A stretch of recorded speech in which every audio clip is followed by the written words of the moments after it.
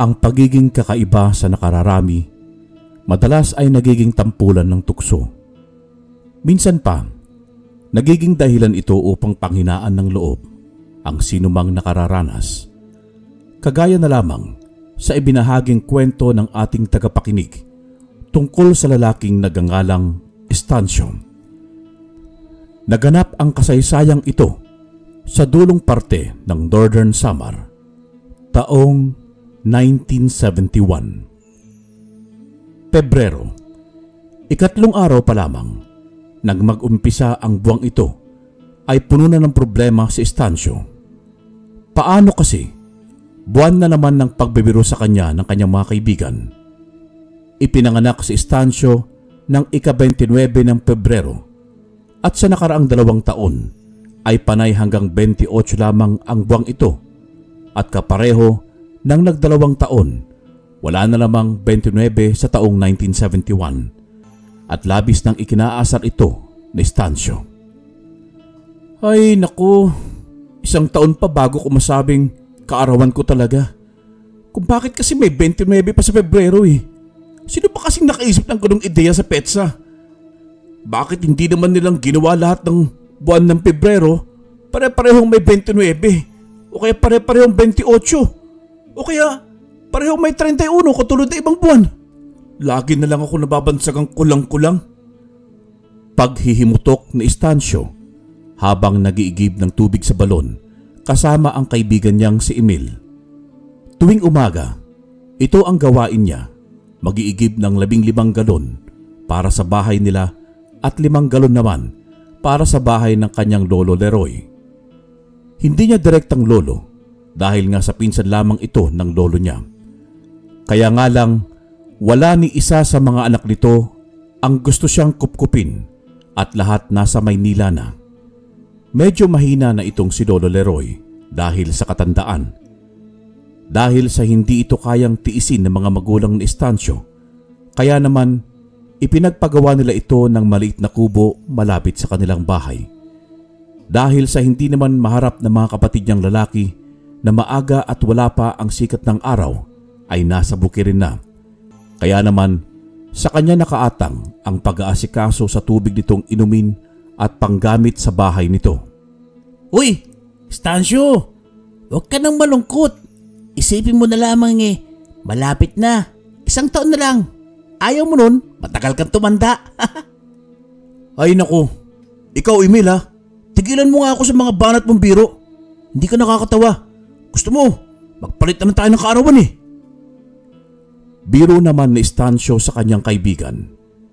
Nang matahimik sila dahil sa nakita nilang paparating sa tandang Rimuelda, ang tanyag na mangkukulam sa kanilang lugar, na ayon pa nga sa usap-usapan ay marami nang nabiktimang mga taga-ibang baryo. Maswerte na lamang umano sila at ayon pa sa mga kabaryo nila dahil sa doon itong nakatira sa kanilang lugar. Ibig sabihin, anumang mangyari ay wala itong gagawing masama sa mga taga roon. Sa kabila nito, hindi pa din may aalis ang takot sa mga residente. Ika nga, kapag may mga bagay na hindi lubusang maintindihan ay kinakatakutan ng karamihan. Tahimik nila itong pasimpleng sinundan ng tingin. Kaya nga lang ay nabitawan ni Emil yung pangkuha nila ng tubig sa balon nang bigla silang lingunin ni Tandang Rimuelda. Tila ba nalalaman nito na sa kanya nakatingin na magkaibigan. Napalunok na lamang ng laway si Emil sa kaba. Pakiwari niya'y sa kanya nakatingin ang matanda. Ngunit pareho lamang sila ng palagay ni Estancio. Nakita mo ba yun, Emil? Bukod sa akin nakatingin sa Tandang Rimuelda. Yari ako nito. Baka biglang sumakit na naman yung tiyan ko. Uuwi na muna ako sa amin. Nako, di ko din alam, Estancio. Pakiwari ko sa akin nakatingin yung matanda eh. Paano niyo bang nalaman na siya yung pinag-uusapan natin? Sa tingin mo, narinig niya kayong pinag-uusapan natin? Tingin ko oo, narinig niya. Hindi naman yung lilingon dito kung di niya tayo narinig. Huwag kang mag-alala. Puntahan na lamang natin si Lolo Leroy. Matutulungan niya tayo. Manghihingi tayo sa kanya ng pangontra sa usog. Sabi kasi sa akin ni Lolo Leroy, kapag nagkataon daw na nagkatitigin kayo niyan si Tandang Remuelda, kailangang makapagsuot ka agad ng habak kontra sa usog. Ang mabuti pa, dumaan na muna tayo doon bago ka umuwi sa inyo. Sige ka, ikaw din. Mahirap kapag sinumpong ka ng sakit ng tiyan sa kalagitnaan ng gabi. May mga kakilala si Lolo na magaling sa paggawa niyang pangontra. Huwag kayong mag-alala. Hindi kayo mausog. Naalala ko lang na wala na pala akong inuming tubig. Maaari ba akong makiigib dito sa inyo at malayo pa kung doon ako sa bukal sa kakahuyan? Halos mapatili itong magkaibigan sa labis na gulat dahil sa yung matanda na kanina lamang nakita nilang nilampasan na sila nito, pero paanong naroroon ito sa kanilang likod. Hindi malaman ni Emil ang isasagot, pero dahil naroroon na sila sa sitwasyong yun, wala nang nagawa si Estacio. Ay, wala pong problema, Lola Remuelda. Kami na lamang po ni Emil ang magbubuhat nito. Ihahatid na lamang po namin sa bahay nyo ng may isalin sa lalagyan nyo. Di ba, Emil? Ha? Ay, oo, tama po. Tama po si Stancio. Kami nang bahala sa pagbubuhat ng tubig ninyo. Dadalhin po namin to sa bahay nyo sa burol ora mismo. Huwag na po kayong mag-abala pang magbuhat at kaya na po namin. Abay, kay mabait nyo namang mga bata. Ang mabuti pa nga'y ganun na lamang ang gawin nyo. At hihintayin ko doon sa bahay. Huwag niyong tagalan at mahirap ang abutin ng gabi sa daan pauwi galing ng burol. Lalo ka na, iho. Siguro naman batid mo ang kakayahan mong makakita ng mga hindi ordinaryo. Huwag na huwag mong babaliwalain ang mga babalang ibinibigay sa iyo ng mga nakikita mong nilalang at huwag na huwag mo ding subukang kausapin ang mga nilalang kapag itim ang mga mata nito at bayaan mo lamang. Nauunawaan mo ba ako? Sa mga sinambit naman ni Tandang Remuelda ay napabilib si Estacio. Tama ang sinabi nito. Totoong nakakakita siya ng mga kakaibang uri ng mga nilalang at minsan pa nga nagkakataong napagkakamalan niya na totoong tao ang nakikita at kausap niya. Pero totoo din ang sinabi nito sa mga nilalang na may itim na mata. Mabuti na lamang at sa makailang ulit na nakakita siya nito ay hindi niya sinubukang titigan ng diretsyo. Lola Remuelda, mawalang galang na po ha. Pero ano po bang mangyayari kapag kinuusap ko sila? Yung mga nilalang na may kulay itim na mata. Mapapahamak po ba ako? Estacio, huwag mo sabihin na ito yung kinakwento mo ng mga itsurang tao na may patulis sa tenga at purong itim na mata. Tama ka, Emil. Sila nga. Napapadalas kasi ang pagpapakita nila sa akin at papalapit sila ng papalapit. Nung una, may distansya pa sila at nakatingin lamang sa akin. Pero nitong mga nakaraang araw, tila yata iba na ang nangyayari. Papalapit kasi sila ng papalapit eh. Kung dati nasa kabilang parte sila ng kalsada, nung nakaraan, nasa labas na sila ng bakod at nakadungaw sa bahay. Tapos, itong nagdaang gabi lamang, nakita ko yung isa dito. Nakatayo sa may bintana ng bahay namin, sa sala, at nakatingin sa mga kapatid ko. Hindi ko nga alam kung bakit pero hindi na sila direktang nakatingin sa akin. Tila may mga sinusundan sila sa bahay. Ewan ko po ba? Ano bang dapat kong gawin? Nag-aalalang tanong naman ni Estacio dahil sa alam niyang may mali talaga sa mga nagaganap sa bahay nila kung bakit unti-unti ay papalapit ng papalapit ang mga nilalang na may purong itim na mata. Ang mga nakikita mo ay mga uri ng demonyo, iho. Maaring may isa sa mga mahal mo sa buhay ay may malubhang karamdaman o may mabigat na problemang pinapasan. Ito ang mga paboritong kambalain ng mga demonyo dahil sa madali silang masulsulan ng mga bagay na ibig ipagawa sa kanila sa pag-udyok. Pamilyar naman yata kayo sa kasabihan na binulungan ng demonyo.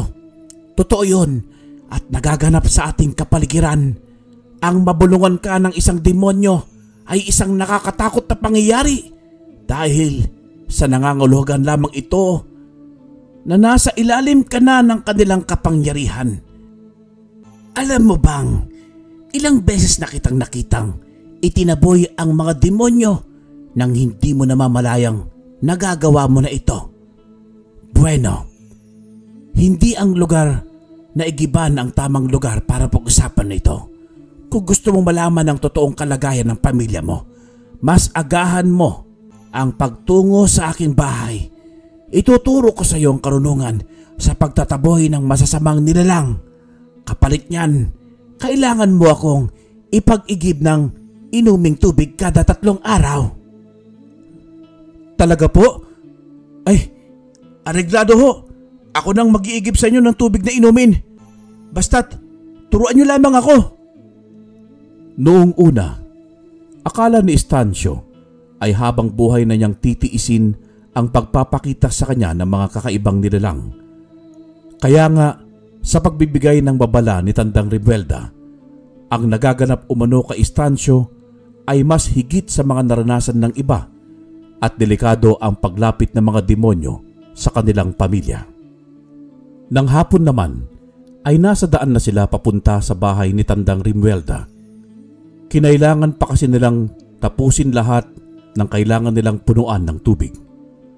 Bahagyang makulimlim ang panahon sa mga tagpong ito at may pagbabadya ng pag-ulan. Bilib din ako sa Estancio ah. Klain mo pumayag kang maging tagapag-igib ni Tandang Remuelda at saka magiging estudyante ka pa niya.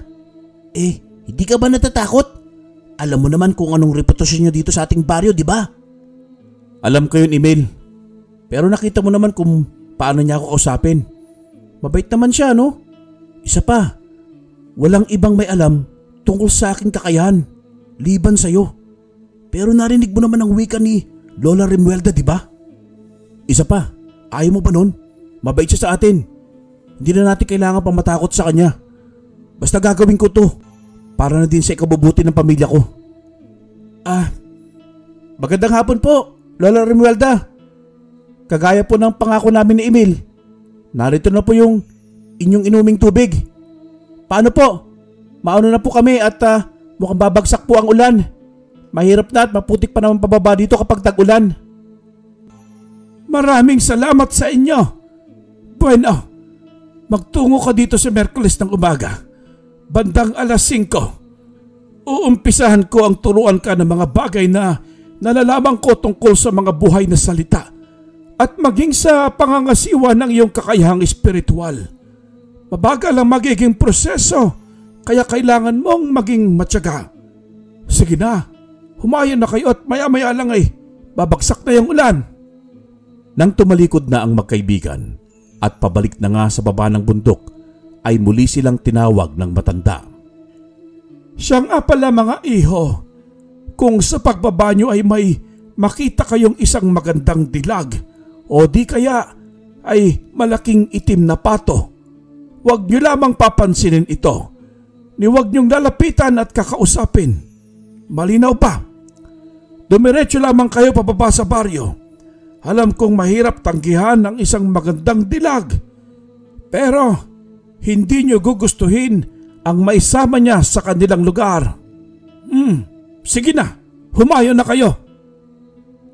Magandang dilag daw, Estancio. Sa tingin mo, bakit kaya pinapaiwasan sa atin ni Tandang Remuelda? Maaari kayang aswang yun? Tsaka, nakita mo ba yung bahay niya? Ang iniisip ko kasi nga, mangkukulam siya. Di ba dapat nakakatakot ang itsura ng lugar niya at maraming mga kakaibang gamit? Asan kaya yung malaki niyang kawa nakatago, no? Loko ka talaga, Emil. Yung mga sinasabi mong mangkukulam, sa mga kwento lang yan at mga librong nababasa mo.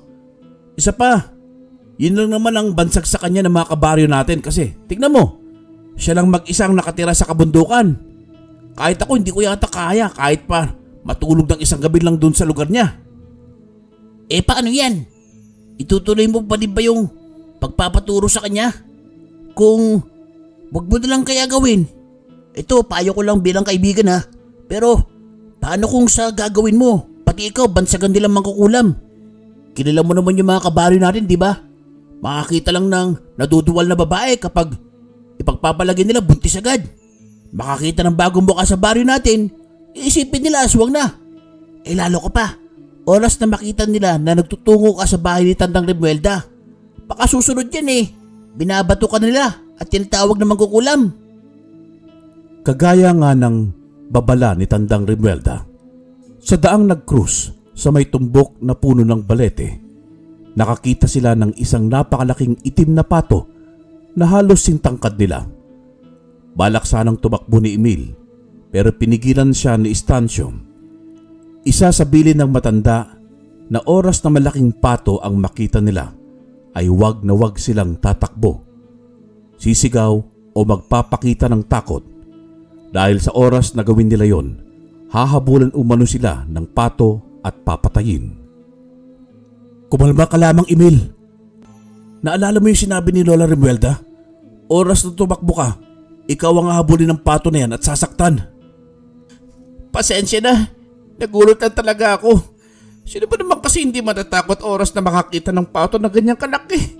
Nakatingnan mo, parang tao ko tumayo, tuwid na tuwid, tapos hindi pa gumagalaw. Teka, sigurado ba tayo na buhay yan? Baka naman tinatakot lang tayo ni Tandang Remuelda at hindi yan totoo. Tingnan mo, hindi ba lang gumagalaw o kumukurap? Shh! Pabayaan mo na lamang. Basta hindi niya tayo ginagambala. Magpatuloy ka lang sa paglalakad bago pa tayo habulin yan. Naku, ewan ko lang talaga sa'yo, Estancio. Pero wag mo na lang kaya talagang ituloy yung pakikipagkasundo mo sa matanda. Tingnan mo naman isipin mo, araw-araw mo ito mararanasan sa tuwing uuwi ka mula sa bundok. Pato pa lang yan Paano kung yung magandang dilag na magpakita sa'yo at salakayin ka? Hindi yan. Huwag kang mag-alala. Magiging maayos din ang lahat. Hindi ako papahamak ni Lola Remuelda. Tugon naman ni Estancio sa kanyang kaibigan. Ngunit ang desisyon niyang ito ang maglalagay sa kanya sa mas alanganing sitwasyon sa kanilang baryo.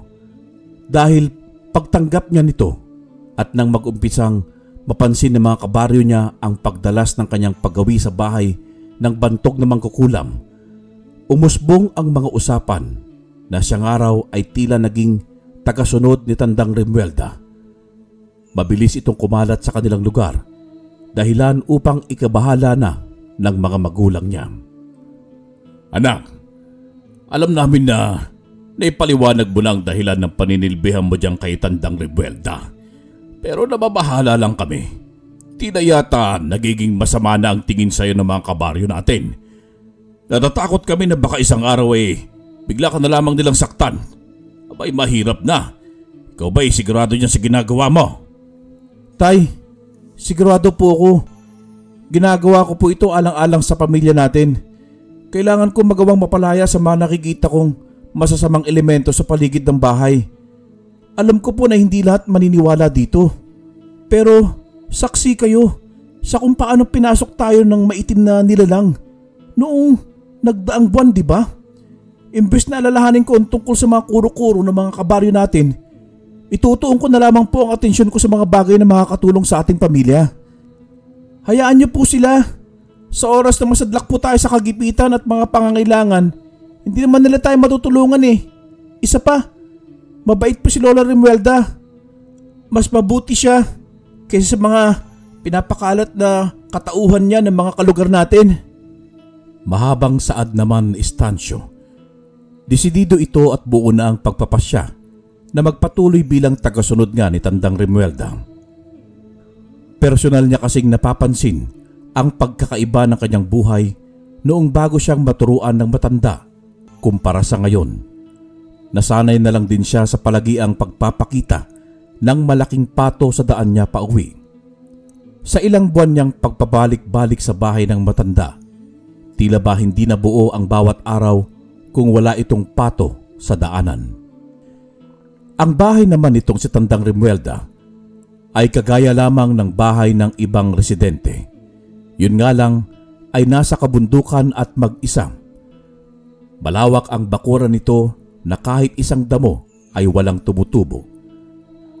Ayaw na ayaw kasi ng matanda na nakakita ng damo sa kanyang hardin ng mga bulaklak, bagay na ipinagpresenta naman ni Estacio na siya na ang magpapanatiling malinis. Estacio, bibihira na tayo magkausap ha. Masyado ko nang abala dyan sa pagpunta mo sa matanda. Gaano pa ba katagal ang pag-aaral mo nung sinasabi niyang karunungan? Ang totoo niyan, Emil, tapos na ako sa pagtuturo niya tungkol doon. Pero may nakita daw sa aking potensyal. Kaya nakiusap ako na turuan niya pa ako ng iba niyang nalalaman. Mas mabuti nang madami akong alam kontra sa mga masasamang elemento. Alam mo ba kahapon, tinuruan niya ako ng tamang pagtago kapag may aswang. Oh, akala ko ba magaling si Tandang Remuelda? Bakit pagtago ang tinuturo niya at hindi pakikipaglaban? Dapat yun ang alamin mo. Nang sa ngayon, oras na may aswang dito sa lugar natin, mapatay mo agad, di ba? Madaling natutuhan ni Estacio ang kontra-demonyo at mga maligno. Orasyon at kasanayan na magtataboy ng mga ganitong uri ng nilalang at upang mapanatili ang kanilang kaligtasan sa bahay. Dahil dito ay nagawa na niyang pigilin ang demonyong nakikita niya sa tuluyang pagpasok sa kanilang bahay at bigla na lamang itong naglaho.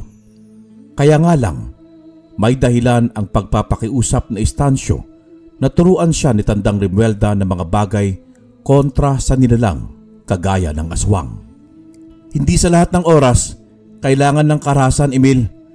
Dahil hanggat maaari ay pwedeng iwasan ang pakikipaglaban. Gagawin ko. Isa pa, nag-aaral ako hindi para manugis ng aswang, kundi ang protektahan ng pamilya ko at itong baryo natin. Teka, ano ba kasing ibig mo sabihin? Nakakita ka na ba ng aswang dito sa baryo natin? Hindi naman sa ganoon. Pero kasi, pakiramdam ko, buntis ang nanay ko eh. Nitong mga nakaraang buwan, madalas ang pagdaan ng tiktik sa bahay namin. Kaya gusto ko lamang makasigurado na ligtas sa magiging bunso namin kung sakali. Alam mo naman, di ba? Walang may karunungan dito sa baryo natin kung paglaban sa aswang ang pag-uusapan. Magagaling lang sila sa pagchichismisan tungkol sa buhay ng ibang kabaryo natin. Pero pagdating sa pagtatanggol sa mga mahihina at paglaban sa masasama, may kilala ka bang taga rito? Di ba wala? Kung sa bagay, may punto ka. Pero wag mong kakalimutan ha. Hindi ka patatayuan ng ribulto ng mga yan kahit pa ibuwis mo ang buhay mo para sa kanilang kapakanan. Makakalimutan ka lang nila kapag namatay ka, kaya hinay-hinay lang. Yung tungkol sa nanay mo, naintindihan ko yun. Pero wala namang nag-uubligi sa'yo para tulungan ang lahat ng nanarito.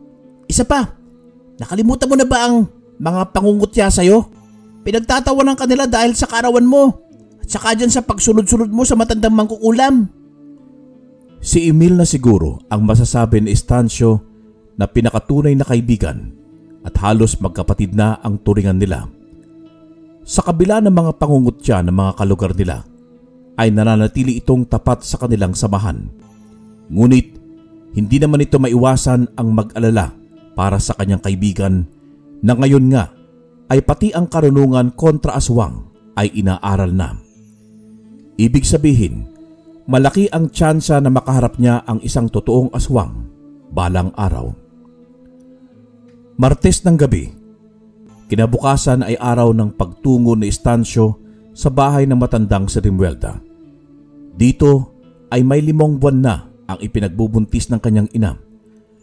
Nasorpresa ang mag-anak sa pagdating ng tiyahin ni Estacio kasama ang asawa nito, pangalawang asawa. Dahil sa ang nauna nitong esposo, isang sundalo at may ilang taon na ring namayapa. Kaya naman, gawa ng bata pa ang tiyahin ni Estacio, na tawagin nating Tia Luningning, ay napagdesisyonan nito ang muling mag-asawa. Wala din silang anak nang yumao nitong asawa at sa gabing yun, unang beses nilang makikilala ang bago nitong kinakasama. Anak, ang mabuti pa'y magtungo ka muna sa tindahan nila Aling Lina. Bumili ka ng mainom namin itong tiyoriming mo. Abay, magkababayan pala kami nito eh. Tama ka ron. Ang pagkakataon nga naman kuya no? Hindi din ay kwento sa akin itong si Luningning ang tungkol sa inyo. Pero mabuti na lamang at naalala niyan dito magtungo. Hindi malinaw para kay Estacio kung bakit naroroon itong mag-asawa at bakit alanganing oras na ng gabi dumating. Hindi niya kasi marinig ang mga usapan. Isa pa'y bawal namang humarap sa mga nagiinumang matatanda ang isang kagaya ni Estacio. Lumabas na lamang ito at naglakad-lakad. Hindi kasi siya agad makakatulog dahil sa ang pwestong paborito niyang higaan ay nalalagyan na ng mga bahagi nitong mag-asawa. Animoy nag-alsa balutan at tila napakarami ng dala. Malamig ang gabi at maliwanag ang buwan habang naglalakad-lakad itong si Estacio. Hindi niya din maiwasan na gamitin ang pagpapalakas ng kanyang paningin at pandama dahil nga sa sobrang nababagot siya. Ibig niyang maghanap ng mga kaibang nilalang na umaaligid sa kanilang baryo. Pero sa ginawa niyang ito, hindi sinasadya ay makita niya ang isang animoy tao na gumagapang papunta sa likod bahay ng isa sa kalugar nilang buntis. Sa pagkakaalam nitong si Estacio na ang ginang at 2 anak lamang nito ang nasa bahay dahil si Mang Alonso na padre de pamilya nitong tahanan ay nasa bayan at nagtatrabaho. Ibig sabihin, walang magtatanggol sa asawa nitong buntis.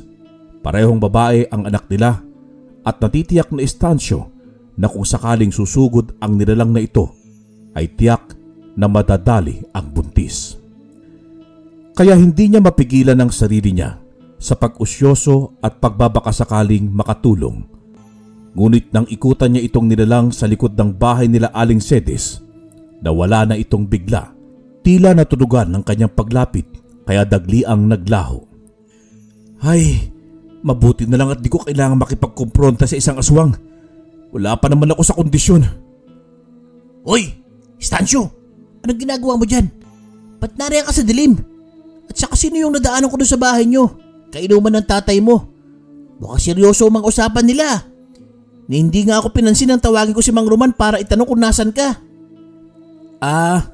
Si Tio Islaw marahil ang tinutukoy mo. Siya yung asawa ni Tia Luningning. Bigla na lang dumating kanina. Ayun, nagkayayaan silang mag-inom. Ano ngayon ang ginagawa mo dyan sa dilim? Huwag mo sabihin naghahanap ka ng gagamba. Sira, hindi no. May nakita kasi akong parang tao na gumagapang sa likuran ng bahay nila Aling Cedes. Pero bigla na lang nawala. Ewan ko ba?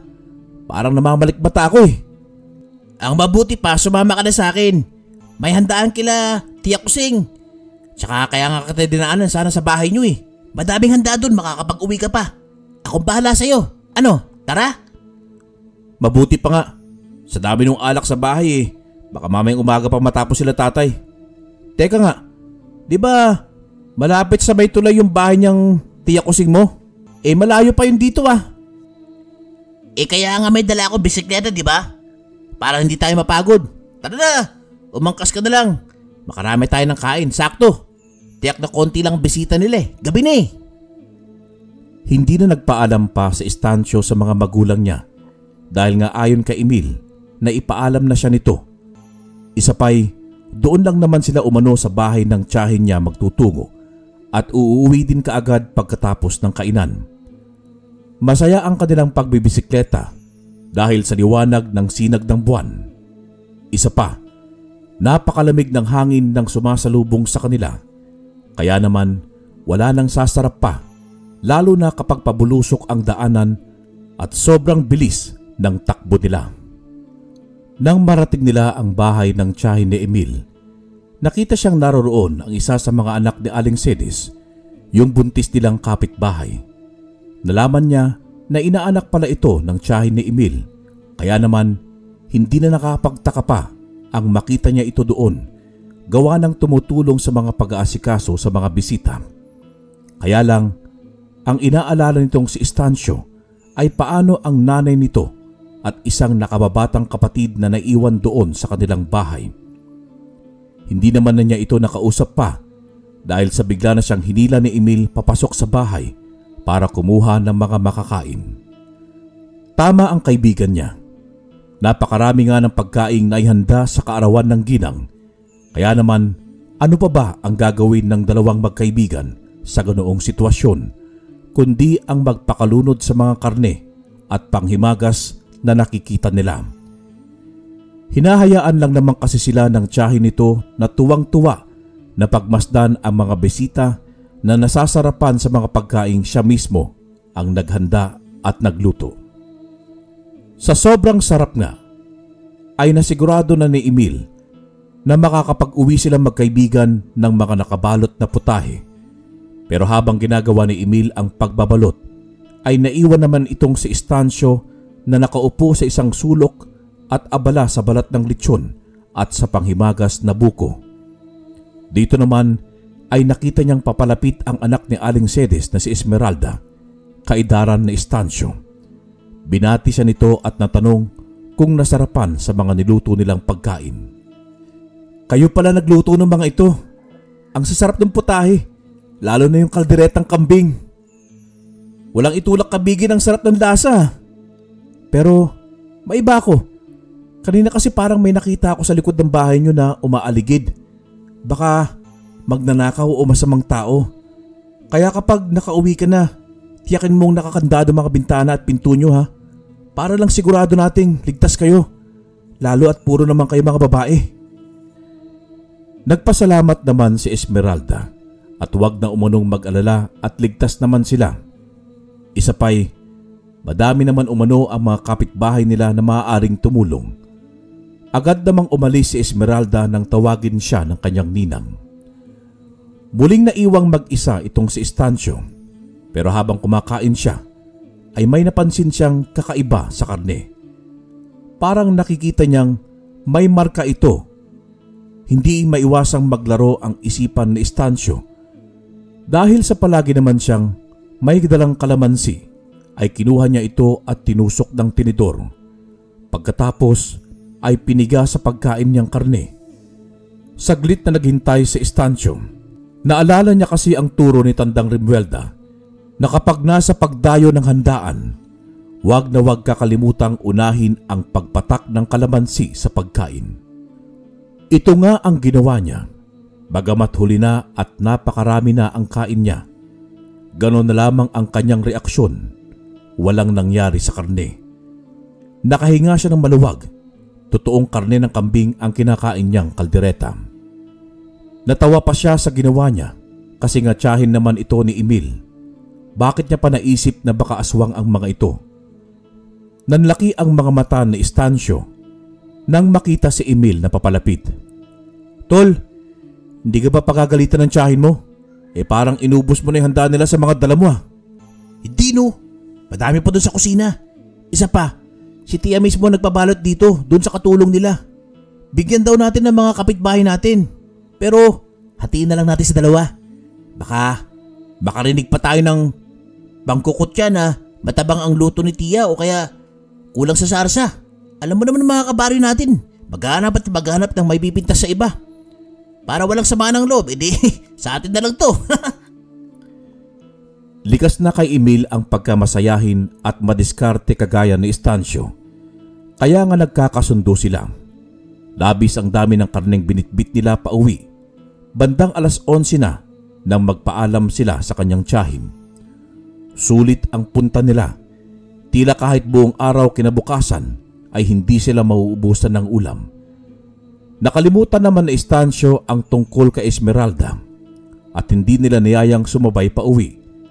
Pero huli na nang maalala ito ni Estacio, gawa ng nasa bukana na sila ng kanilang baryo. Tahimik na ang mga tao at tila natutulog na. Muling nadaan sila Estacio sa may bahay nila Aling Cedes. Sinubukang tignan ulit ni Estacio ang bahay gamit ang kanyang espesyal na abilidad sa mata. Mapayapa ang lugar. Walang senyales ng aswang o kung ano paman.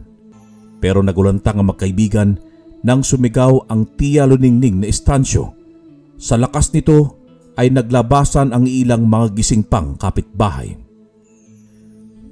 Imbes na patakbuhin naman ng mabilis ang bisikleta, iniwan ito ng magkaibigan at tumakbo sila papunta sa bahay nila Estacio. Naroroong sugatan at nakahandusay ang tatay ni Estacio. Wala ding malay ang kanyang tiyo Islao. Buong pag-aakala nila ay nagkairingan ang dalawa at nagpang-abot. Ngunit nang magkamalay itong dalawa ay naikwento nila ang totoong kaganapan. Nagkakamali ho kayo, Kapitan. Hindi po kami nag-away nitong si Islaw. May sumalakay sa amin na habang nagiinom kami. Hindi ko alam kung ibon ba pero napakalaki at ang baho. Tama po si Kuya. Maayos kami nagiinom. Tapos may dumapo sa puno ng mangga. Binibiro po nga siya kung hindi aalis ay huhuliin namin at gagawing pulutan. Pagkatapos, bigla na lamang ako nakaramdam ng hapdi sa likod ko. Kinalmot na pala ako. Sinubukan akong tulungan ni Kuya pero hindi ko na alam ang sunod na nangyari at nawalan ako ng malay. Napadasal at napakrus na lamang ang karamihan sa mga kalugar nila na naroroong nakikiusyoso dahil sa nang tingnan nga nila ang likod ni Islaw ay panay kalmot ito. Maging sa mukha ng tatay na Estacio, puro kalmot ang nakikita nila. Dito umusbong ang kanilang mga usap-usapan na maaaring umanong inaaswang sila dahil sa buntis ang nanay ni Estacio. Ang iba naman sa mga kapitbahay nila ay tila hirap na paniwalaan ang kanilang kwento. Dahil nga sa baka daw silang dalawa lang naman ang nag-away dahil sa sobrang kalasingan at nahihiya na lamang na umamin dahil tiyak na pagmumulan ito ng hindi gaanong magandang usapin. Pero gawa nga nang may kaalaman si Estacio tungkol sa mga aswang at sa mga iniiwang bakas nito. Kinaumagahan ay sinuri niya ang lugar pati na ang puno na itinuturo nila Tio Islaw niya kung saan umano dumapo yung aswang. Positibo ako dito, Tay. Aswang nga ang dumali sa inyo kagabi. May mga bakas pa ng mga kuko at laway dito sa puno. Itong sangang to, ilang araw lang ay mamamatay ito at matutuyo. Epekto ng labis na paglalaway ng aswang na naiwan dito. Ang mabuti pa siguro, Tay, maglagay tayo ng mga pangontra sa palibot ng bahay natin para kay nanay. Mahirap na at baka masalisihan tayo ng mga aswang. Ang totoo niyan, anak. Kailangan yata nating doblehin yung sinasabi mo mga pangontra. Hindi lang ang nanay mo ang buntis sa pamamahay na ito. Buntis din ang tiya Luningning mo. Halos parehong buwan ang kanilang ipinagbubuntis. Estacio, sa tingin mo ba ihoy magagawa nating lagyan ng proteksyon ng tiya mo? Magiging panganay na anak namin ang pinagdadalang tao niya. Ang dahilan ba't kami narito ay inaaswang din siya sa lugar namin. Matindi ang galit sa akin ng pamilya ng dati kong nobya bago ko pakasalan ng tiya Luningning mo. Kaya ipinatugis nila kami sa kilala nilang aswang. Lalo na nang malaman nilang buntis tong tiya mo. Hindi na namin alam kung saan kami magtatago. Nakailang lipat na kami sa mga kamag-anak at kaibigan ko. Pero nasusundan kami. Tila yata pati dito ay nagawa kaming matunton. Wala na kaming ibang pupuntahan pa. Galing na kami ng Maynila pero mas delikado doon. Mas madali nilang mapapatay itong tiyahin mo. Naikwento sa akin ng iyong ama na may kaalaman ka sa paglaban ng mga aswang. Sabihin mo, Estacio, anong tsansa na makaligtas sa aswang na tumutugi sa amin? Sa mga narinig ni Estacio mula sa kanyang ama at tiyuhin, ay nauunawaan na niya kung bakit gigil ang aswang na sumugod sa kanila nang nagdaang gabi. Isang posibilidad ay ito ang manunugis na naghahanap sa kanila at ang pangalawa, isang gutom na aswang na nagawang maamoy ang samyo ng mga buntis sa kanilang baryo. Bukod sa nanay at tiyahin na may ilang buntis pa sa kanilang lugar, kasama na si Aling Sedes. Mistula itong fiesta sa mga aswang, kaya mas lalong kailangan nilang mag-ingat. Huwag kayong mag-alala, Chong. Gagawin natin ang lahat upang may panganak ng ligtas ang mga bata sa sinapupunan nila nanay at tiya. Tay, magtutungo po muna ako sa bahay ni Lola Rimuelda. Manghihingi ako ng payo sa kung paano ito susolusyonan. Pansamantala, huwag niyo na po muna silang hayaang lumabas ng bahay na silang dalawa lang. Kailangan din nilang magsuot ng mga itim na bestida nang sa gayon ay hindi maamoy at maramdaman ng mga aswang ang bata. Huwag niyo din muna silang ipapakausap sa mga tao, lalo sa mga hindi natin kakilala at maraming kaparaanan ng mga aswang sa pambibiktima nila. Hindi titigil ang mga yan hanggat hindi sila nakakatim ng sanggol mula dito sa baryo natin. Ramdam ni Estacio ang bigat ng kanyang pasang responsibilidad. Ito na ang sinasabi ng matandang si Rimuelda na oras na pasukin niya ang mundo ng pag-aanting-anting at mga buhay na salita, lalo na ang mga orasyong may kinalaman sa engkanto at aswang. Kusang magbabago ang kanyang buhay at magiging mas labitin na mga kakaibang nilalang. Nang marating naman na Estacio ang bahay ng matanda, nakita niya si Tandang Rimuelda na naroroon, tila may inaaninag sa sinag ng araw, animoy tela o balat ng kung anong hayop. Marahan namang lumapit dito si Estacio. Isang uri ng balat ng manok na itim ang hawak nitong matanda. Katumbas ito ng pagtatawas ng mga albularyo. Kaya nga lang sa kanila at mga balat at parte ng hayop ang gamit. Dahil totoong iba ang gawin ng matanda. Hindi siya albularyo kundi isang antingerang may aral ng makakaliwa. At ang dahilan ng pagbabasa niya mula sa balat ng itim na manok ay nang dahil sa ayon dito, isang buong pamilya ng aswang ang nananalasa sa kanilang baryo. Malinaw pa sa sikat ng araw na sinasabi umano ito ng kanyang pagbabasa. Katunayan niyan, dumaan sa bahay niya ang isa sa mga ito at nagbigay ng kapirasong karne. Inihulog sa may pinto niya ang isang ulo ng sariwang katay na baboy. Isa umano itong kaparaanan ng mga aswang sa pagkilala sa isang nilalang at pagbibigay galang. Kung ganon, hindi lamang pala iisang aswang ang napadpad sa lugar natin, Lola Rimuelda. Kaya pala labis ang bangis ng sumalaki kila tatay kagabi. Kasi may iba pang kasamahan. Gusto ko bang tumulong sa mga kabaryo natin? Gusto ko mailigtas sa kapahamakan ng nanay ko at tiyahing ko. Tiyak kong kasama sila sa mga punteriya ng sinasabi niyong pamilya ng mga aswang. Anong gagawin natin, Lola Rimuelda? Tahimik ang matanda habang naghahalo ng kanyang pinapakulong mga gulay na papaya para sa kanyang mga alagang hayop at nakatanaw lamang sa dako paroon. Nagulat si Estacio at nalungkot sa sinabi nito dahil ayon sa matanda, hindi niya matutulungan si Estacio sa paglaban sa aswang. Ayon sa matanda, isang solidong batas sa may karunungang itim ang ginawa ng mga aswang sa pagbibigay galang sa kanya. Ibig sabihin, kailangan niya itong tugunan ng paggalang sa pamamagitan ng hindi pakikialam sa kanilang gagawin sa baryo. Pagpapaliwanag pa ng matanda, nakaakibat ito ng kanilang mga karunungan dahil kahit mga nilalang ng kadiliman ay may mga sinusunod na alituntunin. Magkagayon pa man, huwag umanong mawalan ng pag-asa sa Estacio. Hindi lamang umano siya makakatulong, ngunit maaari niya namang maturuan ang binata sa tamang pagharap sa isang angkan ng aswang. Magkaiba kasi ang kaparaanan ng pakikipaglaban sa mga haragang aswang at sa angkan ng aswang. Madugo ang magiging laban na susuungin nitong si Estacio.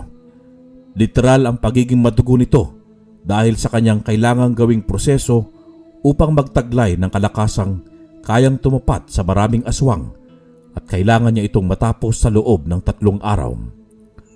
Samantala, habang nasa labas ng bahay naman si Estacio ng araw ng Huwebes, matapos ang pagsasanay niya sa bahay ni Lola Rimuelda, naroon itong naghahanda na para sa kanyang gagawing pagbuo sa pangontrang itinuro sa kanya ni Lola Rimuelda. Estacio, saan ang tungo mo at napakarami mong inihandang panghuli? At bakit parang nagmamadali ka? Tiyong Islaw, kailangan kong makahuli ng puting alimango para sa ginagawa kong pangontra sa mga aswang. Magtutungo ako sa may aplaya, sabi ni Lola Rimuelda. Doon matatagpuan ang mailap na puting alimango sa may bandang batuhan sa gilid ng bundok. Abay anak, nababaliw ka na ba talaga?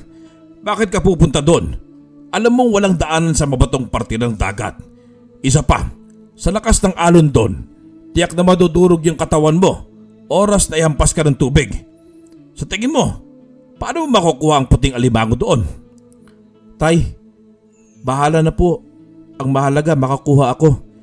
Hindi naman siguro ako mapapahamak nito. Tsitsempohan ko na lamang pagbaba ng tubig. Napaisip na lamang sa Estacio. 2 araw na kasi silang hindi nagkikita ni Emil dahil sa pagkaabala niya sa pagsasanay at paghahanap ng pangontra sa aswang. Iniisip niya na kung maaari niyang yayain ito nang sa gayon ay mas madali niyang makuha ang alimangong puti. Pero nagbago ang isip niya. Ayaw niyang idamay pa si Emil sa peligrong hatid ng mga aswang. Baka kainin siya ng konsensya niya kapag may nangyari pa dito. Kaya naman mag-isa siyang umalis matapos magpaalam sa magulang.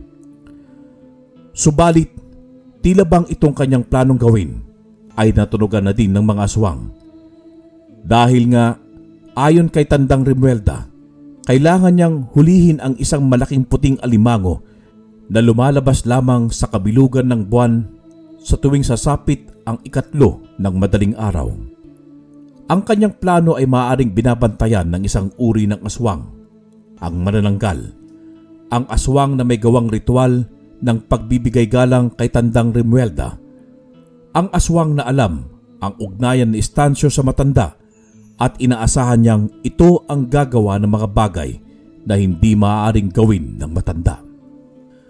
At naroon itong nag-aabang sa dulo ng talampas, sa mismong itaas kung saan nagpapakita ang grupo ng mga puting alimango.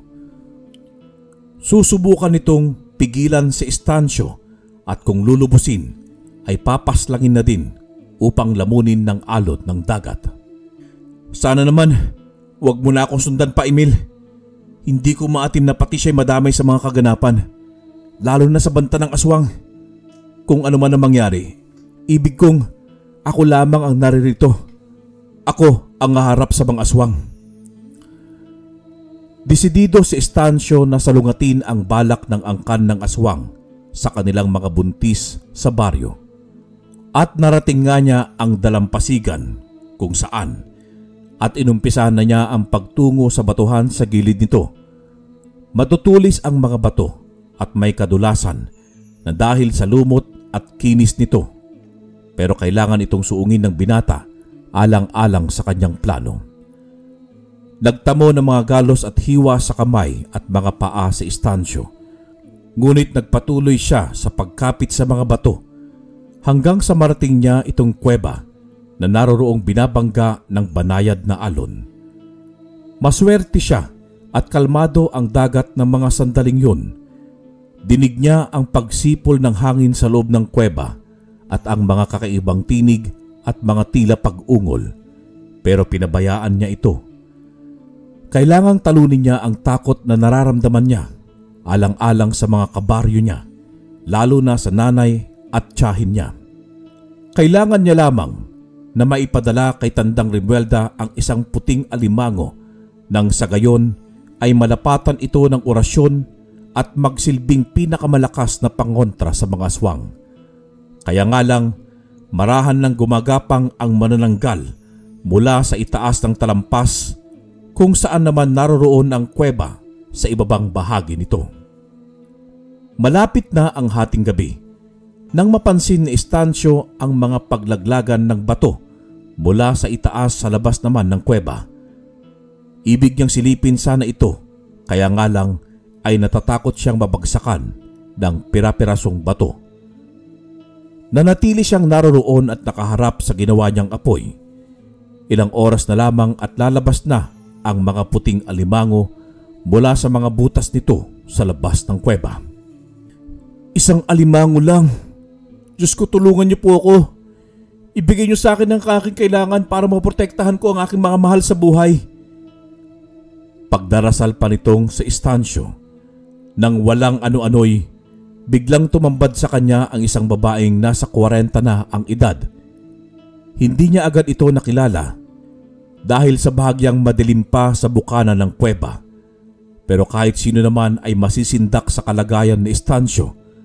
Nagulat siya at may babae sa kuweba kung nasaan siya. Ang pagtataka niya ay daglian namang napawi at napalitan ng takot nang mag-umpisang lumiyad itong ginang at nahati nga ang katawan. Sa lawak ng kuweba ay malayang nakakalipad itong manananggal papasugod kay Estacio. Pakay siyang dagitin ng aswang upang ihagis sa karagatan kung saan hindi na niya magagawa pa ang makabalik dahil sa mga alimpuyo na naroroon na tiyak na hihigop sa kanya pailalim sa dagat. Ngunit imbes na panghinaan ng loob ay mas tinapangan pa na Estacio. Kinuha niya ang isang nagniningas na kahoy at ginamit niya itong pamalo sa aswang. Alam niyang takot sa apoy ang isang manananggal, kaya naman sinamantala niya ang pagkakataon upang maitaboy ito. Pagkatapos ay plano niyang pumasok sa looban ng kuweba kung saan mas kipot na ang daan upang hindi magawang masundan ng manananggal. Tantanan mo na ako! Hindi ang isang tulad mo ang pipigil sa pangarap kong mabigyan ng mabayapang buhay ang mga kabaryo ko. Isa ka lamang aswang na salot sa aming lugar.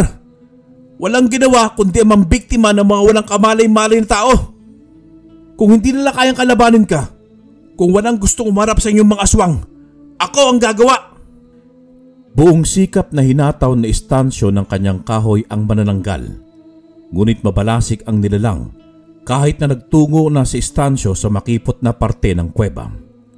Bumalik lamang ito sa kalahati ng kanyang katawan at nag-umpisang maglakad.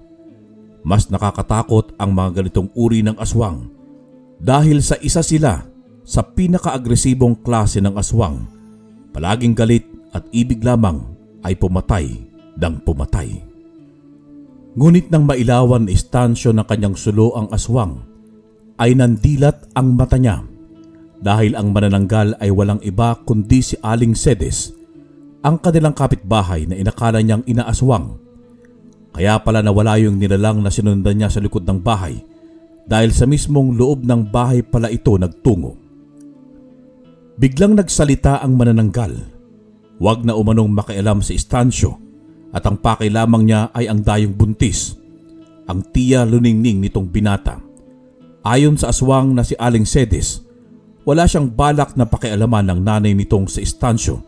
Subalit ang halimuyak ng kanyang tiyahin ay nakakagigil at hindi nila mapigilan ng matakam.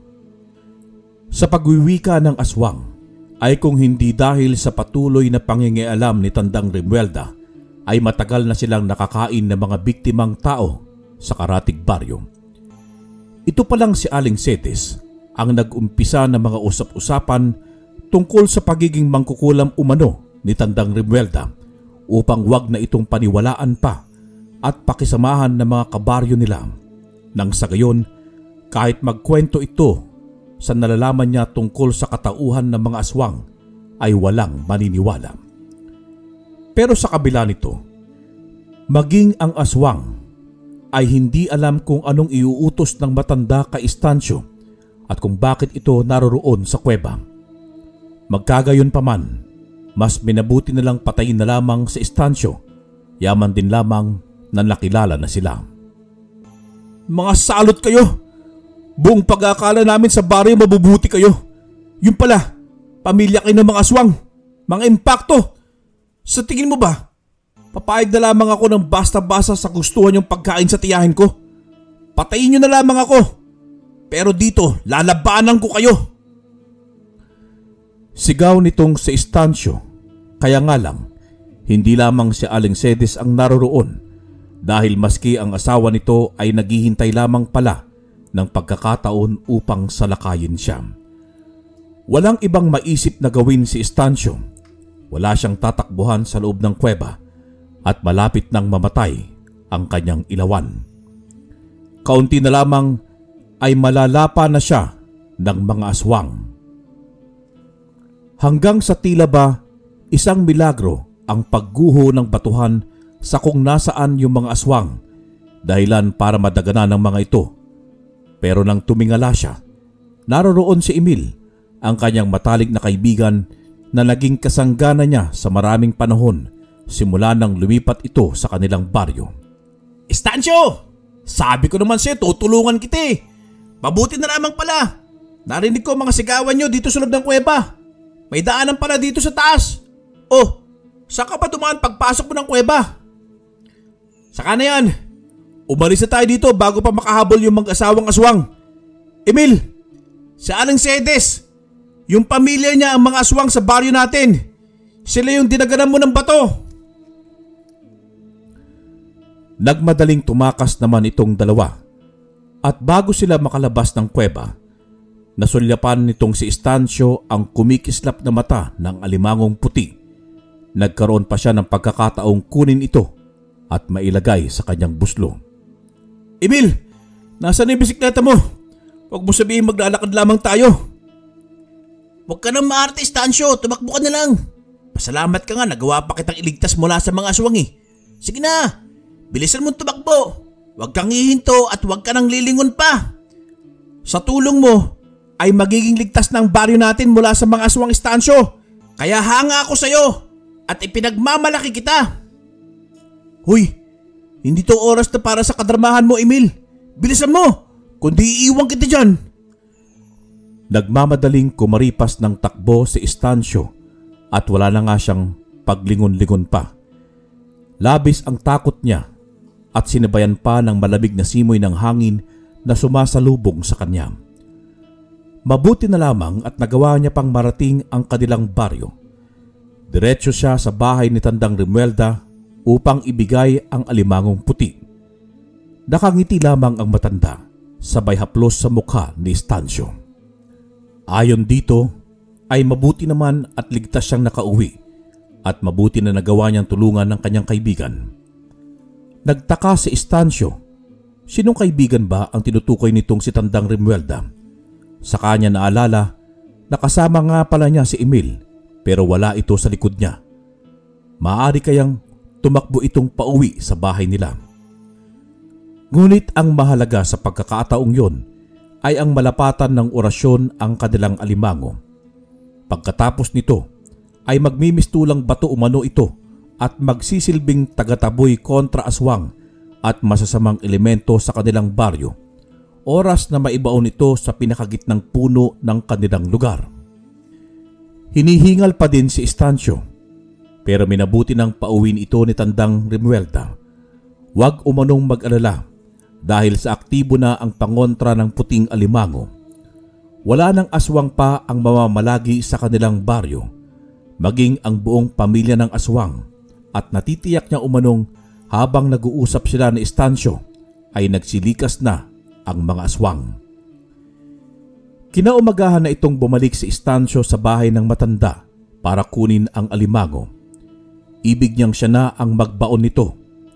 Naisip niyang daanan si Emil sa bahay nito para naman matulungan siya sa paghuhukay.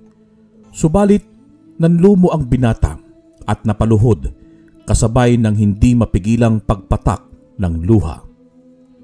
Nakaburol ang kaibigan niya. Hindi niya maunawaan kung bakit nakaburol ito. Gayong kasama niya ito noong gabing kinuha niya yung alimango at kinalaban ng mga aswang. Malayang umaagos ang luha niya habang naglalakad.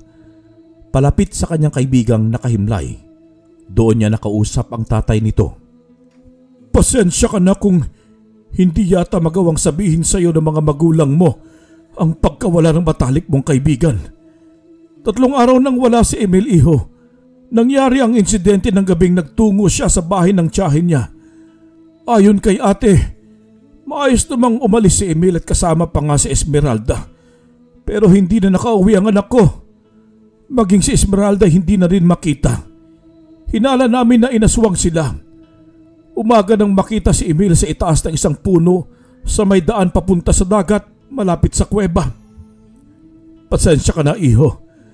Wala ka nang makakasabay sa pag-igib ng tubig sa umaga. Iniwan na tayo ni Emil. Nanlumo si Estancio. Ibig sabihin ay kaluluwa ni Emil ang tumulong sa kanya noong nagdaang gabi. At tama nga ang pinuntahan niyang lugar ay ang lugar din kung saan natagpuan ang bangkay ng binata. Walang halong pagdududa sa Estancio na sila Esmeralda ang may gawa nito. Maaaring nabiktima si Emil nung sumabay dito ang dalagang anak ng manananggal na si Aling Cedes. Magkahalong galit at lungkot ang nagsusumigaw sa puso't isipan ng binata. Kagagawa nito ng pamilya ng mga aswang. Hindi ko kayo pipiliting maniwala sa akin. Pero ang pamilya nila Aling Cedes, lahat sila, mga aswang sila. Mga manananggal na nambibiktima ng mga inosenteng tao. Magbabayad sila. Papatayin ko silang lahat. Galit na sigaw ni Estacio, sabay alis sa bahay ng kaibigan niya at sumugod sa bahay nila Aling Cedes. Naroroong sumama naman ang ilang kalalakihan upang tignan ang mga kaganapan. Subalit, pare-pareho silang natulala nang makitang walang tao sa loob ng bahay ng pamilya. Wala na ang mga damit nito at naiwang nakatiwangwang ang bahay, bukas ang pinto at mga bintana. At doon nila nakita ang pitaka ni Emil. Nakilala ito ng tatay ng binata at napahagulgol na lamang. Tama si Estacio. Ang pamilya ni Aling Cedes ang pumatay kay Emil at dahil sa nabisto na sila, kaya naman nagsilikas ang buong mag-anak sa lugar. Simula noon ay hindi na nakita pang muli ni Estacio ang multo ng kanyang kaibigan. Saka lamang inamin ni Tandang Remuelda na ang totoong pakay ng pagkuha ni Estacio ng puting alimango ay ang pagsundo sa kaluluwa ng kaibigan niya na naligaw at nakulong sa kuweba. Hindi umano mahalaga ang puting alimango at gawa-gawa niya lamang ito. Alam ng matanda na hindi magtatagumpay si Estacio sa pagsundo at pagpapalaya sa kaluluwa ni Emil kung alam niyang patay na ang kaibigan niya. Simula noon, nawala na ang pagdududa kay Tandang Remuelda. Nahiya na din sa pangungutya ang mga kapitbahay ni Estacio sa kanya at itong binata. Naroon pa ding mag-isang nag-iigib tuwing umaga hanggang sa magpasya itong mangibang bansa. Iniwan ang lahat na mapait na alaala sa kanilang probinsya ang mag-umpisa ng bagong buhay kasama ang kanyang mga magulang. Wakas.